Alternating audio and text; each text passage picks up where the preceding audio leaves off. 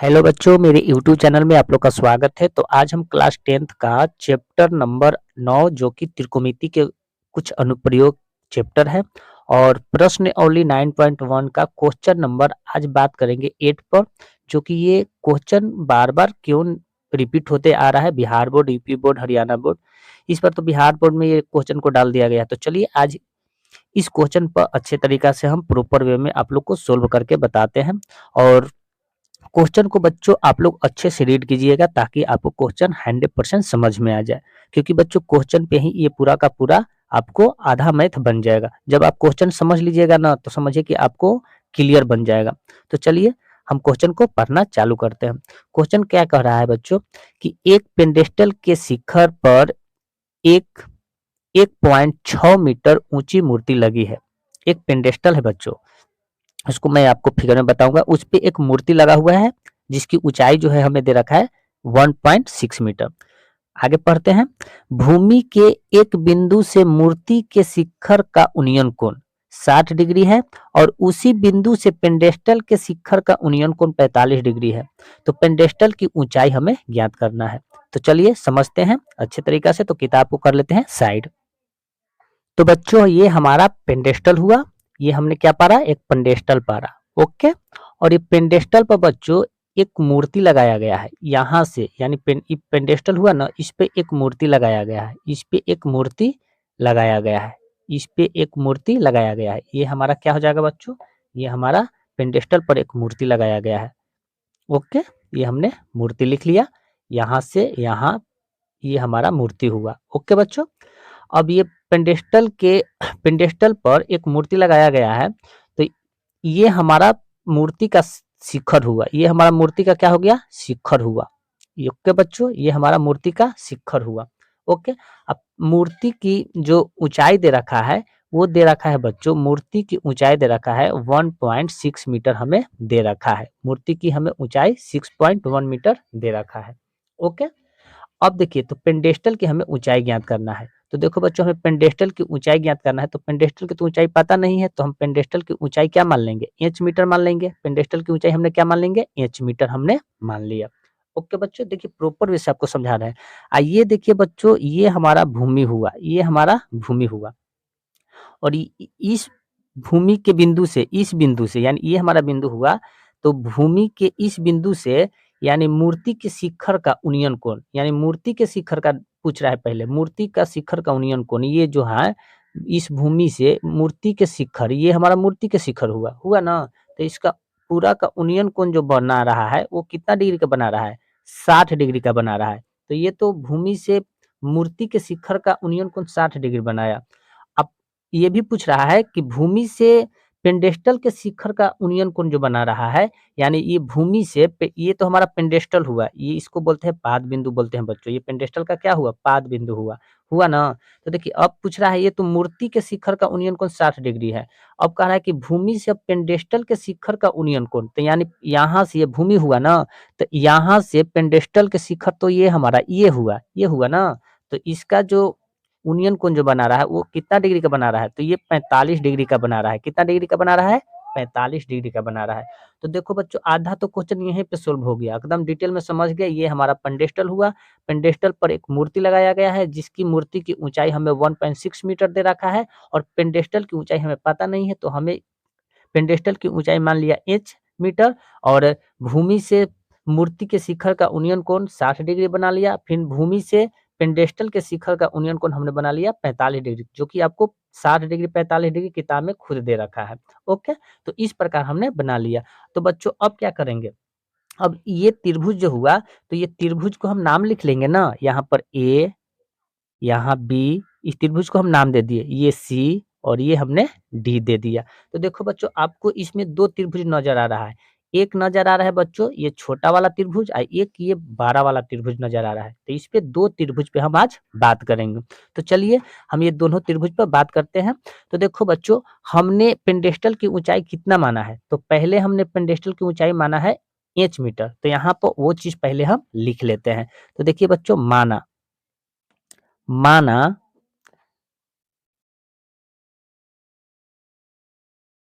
पेंडेस्टल की ऊंचाई, inch metre हमने माना है। ओके, इंच मीटर है। पेंडेस्टल की ऊंचाई हमने मान लिया है इंच मीटर, तो पहले ये लिख लेते हैं। तो चलिए पहले हम छोटे वाले त्रिभुज पे बात करते हैं। छोटे वाला त्रिभुज का है तो ए बी सी पर, यानी इस त्रिभुज पे हम बात करते हैं। तो पेंडेस्टल वाले त्रिभुज पर पहले हम बात कर लेते हैं, छोटे वाले। तो यहाँ पर लिखेंगे त्रिभुज ए बी सी में पहले हम बात कर लेते हैं। तो याद रखिएगा बच्चों, इसमें आपको क्या है, ये हमारा बीसी जो है ये लंब है।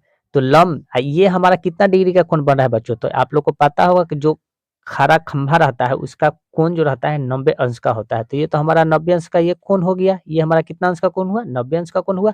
तो 90 अंश के जस्ट सामने वाला जो भुजा होता है ना, ये कर्ण हो जाता है। क्या हो जाता है, कर्ण हो जाता है। तो ये भी हमारा क्या हो जाएगा, कर्ण हो जाएगा।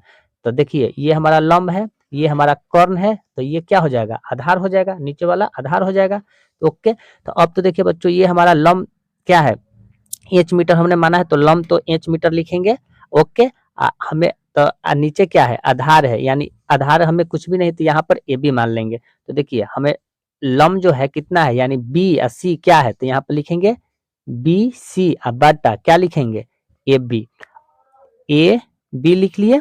अब देखिए ए बी लिखे तो ये हमारा लंब है, ये आधार है, तो लंब बटा आधार का फॉर्मूला क्या होता है, तो लंब बटा आधार का फॉर्मूला जो होता है बच्चों, यानी लंब बटा आधार को कहते हैं टेन।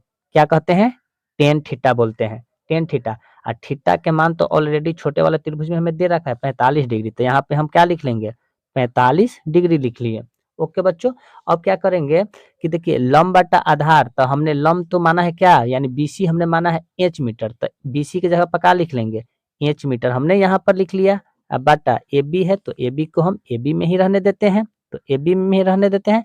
अब बताइए टेन 45 का मान क्या होता है, तो देखो बच्चों हमने ये यहाँ पर एक त्रिकोणमिति का टेबल यहाँ पर इस प्रकार हमने लिखा है, जो कि आप लोग को आसान हो जाएगा। तो देखिए टेन 45 का मान, तो टेन 45 का मान यहाँ पर देखिए टेन 45 का मान 1 होता है ना, तो यहाँ पर हम टेन 45 का मान क्या कर लेंगे बच्चों, कि हम यहाँ पर 1 लिख लेंगे।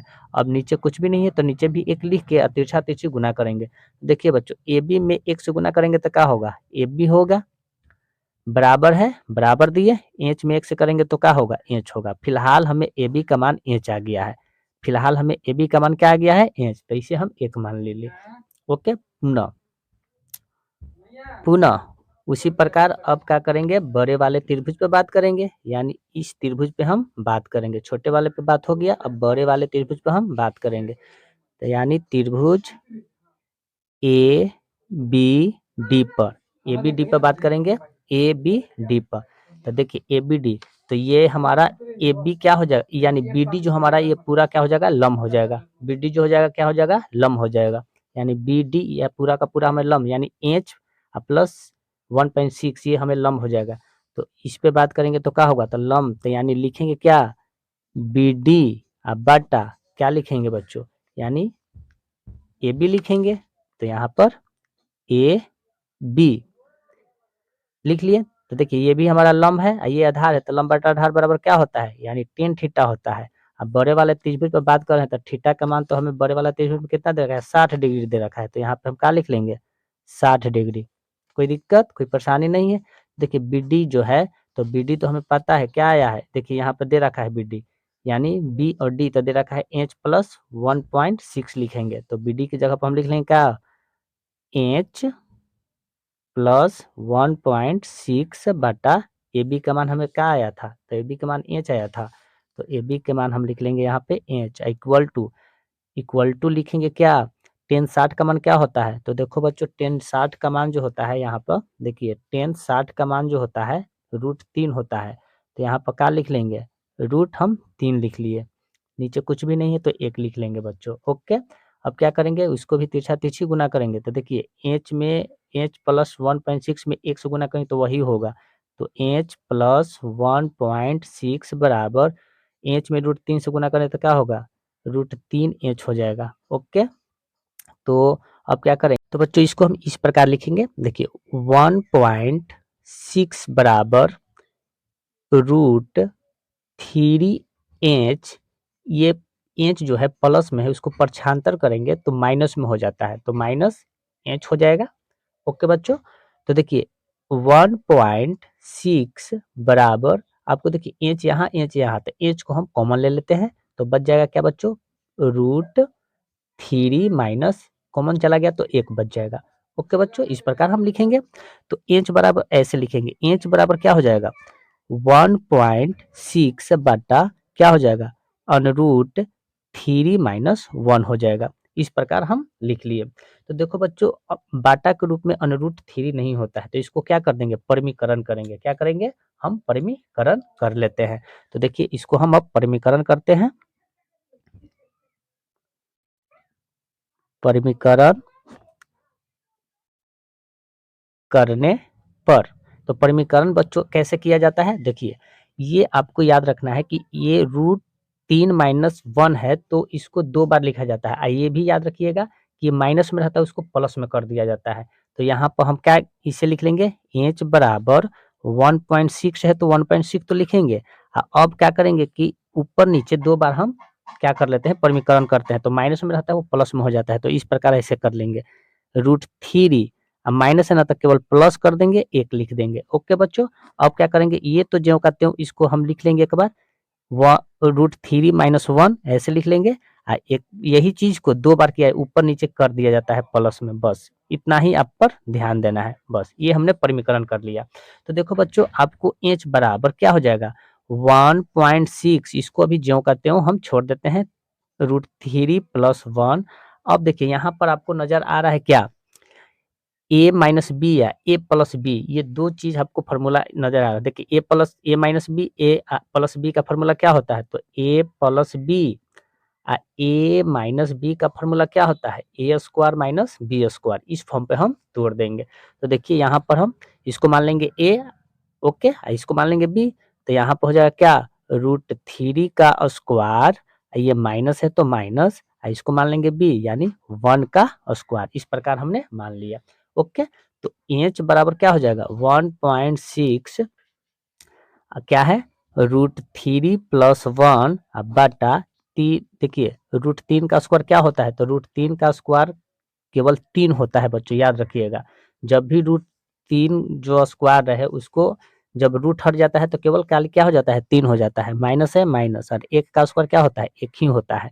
तो अब क्या हो जाएगा इंच बराबर 1.6 कोष्ट √3 प्लस 1 बटा अब देखिए यहाँ पर 3 में से 1 जाएगा तो क्या हो जाएगा 2 होगा ना। अब इसको काटो तो कितनी बार में कट जाएगा तो ये हमें 0.8 बार में कट जाएगा 0.8 बार में हमें कट जाएगा।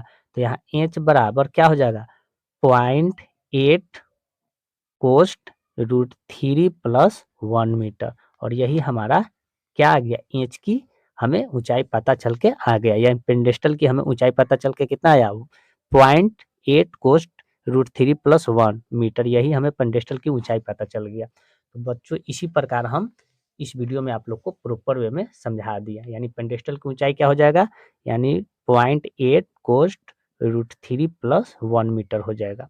ओके बच्चों कोई दिक्कत कोई परेशानी नहीं हुआ। तो बच्चों आज की क्लास आप लोग को कैसा लगा अगर वीडियो अच्छा लगा हो तो लाइक सब्सक्राइब एंड शेयर जरूर करें। जय हिंद।